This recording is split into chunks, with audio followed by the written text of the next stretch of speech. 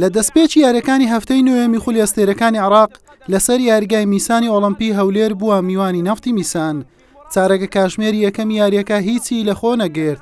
دواتر هێلیۆ مۆنتێرۆ بەم لێدانە دەستی بە هێرشەکان کرد. مستەفا قابیلیش دەرفەتی پێشخستنی هەولێری لە پێش بوو، سوودی لێ نەبینی. نەفتی میسان توانای بەرهەمهێنانی هێرشی لە یاریەکە نەبوو. هەولێریش بە دوای گۆڵی پێشکەوتندا دەگەڕا. لە دوا خولەکی نیوە یەکەم شێرکۆ کەریم بە ئەسیستی عەلی ڕەحیم بربەستی یەکسانیشکاند و هەولێری بە گۆڵ یەکەم پێشخست.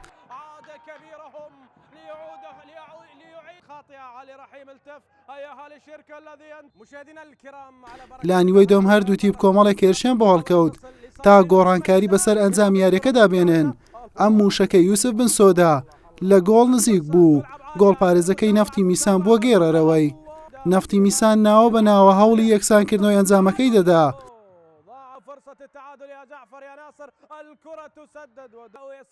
ڕەوا یوسف و سەفین مەنسوور و یوسف بن سۆدا چەند دەرفەتێکیان بۆ ڕەخسەتاوەکو سەرکەوتن بۆ کوڕانی قەڵاو منارەم سۆگەر بکەن، بەڵام سوودیان لێ نەبینی و لە دەستیاندا. لە خولەکی 95 ناوبژیانم حاڵەتەی بە ئاسایی وەرگرت، بەڵام دوای گەڕانەوە بۆ ڤار بۆ خاوەن ماڵی بەلێدانی سزا ئەژمار کرد.